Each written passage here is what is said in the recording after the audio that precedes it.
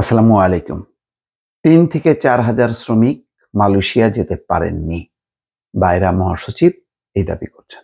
এখানে বলা হচ্ছে ৩০ থেকে ৩১,০০০ কর্মী যেতে পারেনি এবং হযরত শাহজালাল বিমানবন্দরে রীতিমতো আ মানে বুক ফাটা আর্তনাদ, চিৎকার, কান্নাকাটি, আহাজারি, লক্ষ, লক্ষ টাকা এই সব সিন্ডিকেট চক্রের কাছে তারা দিয়েছে।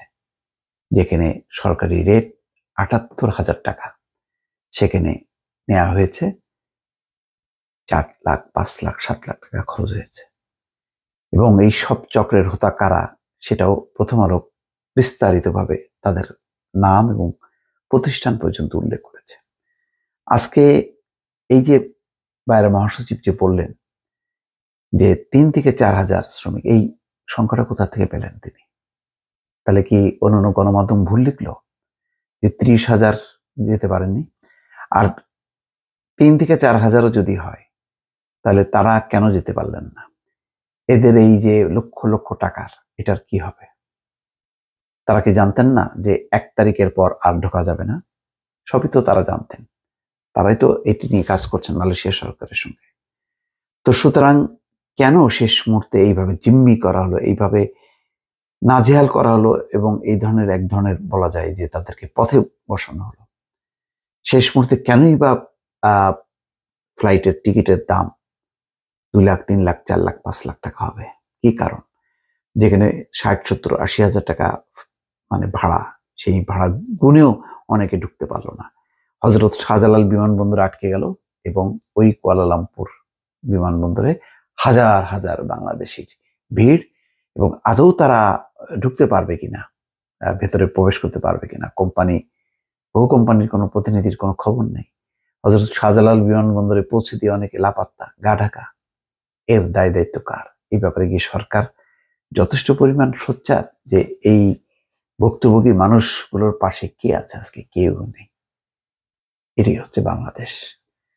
প্রয়োজনীয় কাগজপত্র থাকা সত্ত্বেও টিকিট না পাওয়ায় ৩ থেকে ৪,০০০ বাংলাদেশি অভিবাসী কর্মী মালয়েশিয়া যেতে পারেননি বলে জানিয়েছেন বায়রা মহাসচিব।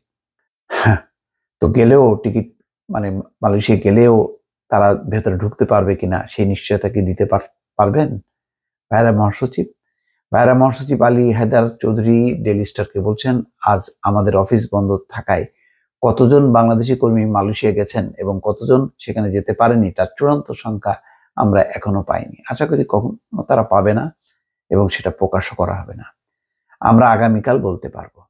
তিনি বলেন, কুয়ালালামপুরে পৌঁছানোর সময়সীমা গতকাল শেষ হওয়ায় এবং তাদের কাছে উড়োজাহাজের টিকিট না থাকায় প্রায় ৩ থেকে ৪,০০০ বাংলাদেশি অভিবাসী শ্রমিক মালয়েশিয়া যেতে পারেনি।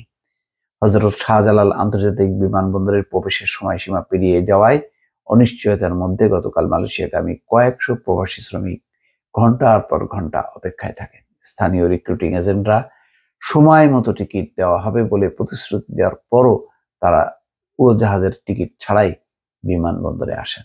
তার মানে দেখেন, টিকিট ছাড়াই তারা বিমানবন্দরে এসে বসে আছে যে ওই এজেন্টরা হয়তো টিকিট নিয়ে আসবে, কিন্তু তারা নিয়ে আসতে পারেনি। গতকাল বিমানবন্দরে দুটি আন্তর্জাতিক টার্মিনালের সামনে ছিল প্রচন্ড ভিড়। বৃহস্পতিবার রাতে বা তার আগেই অনেক শ্রমিক বিমানবন্দরে চলে আসেন। শ্রমিকদের কেউ কেউ অভিযোগ করছেন যে রিক্রুটিং এজেন্টরা তাদের ফোন ধরছেন না।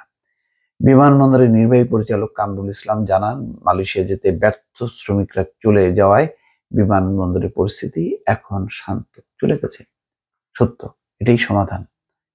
এই যে ভুক্তভোগী তাদের কি হবে? টাকা পয়সা গুলোর কি হবে? ফেরত পাবে? সবচেয়ে ফেরত পাওয়া বড় কথা না, এত টাকা পয়সা খরচ করে তারা মালয়েশিয়ায় গেছে তাদের জীবনের ভাগ্য বদলাতে, তার কি হবে? এর দায় কি কেউ নেবে? আশা করি যে কেউ হয়তো নেবে না। দর্শক, ভালো থাকবেন। আল্লাহ হাফেজ।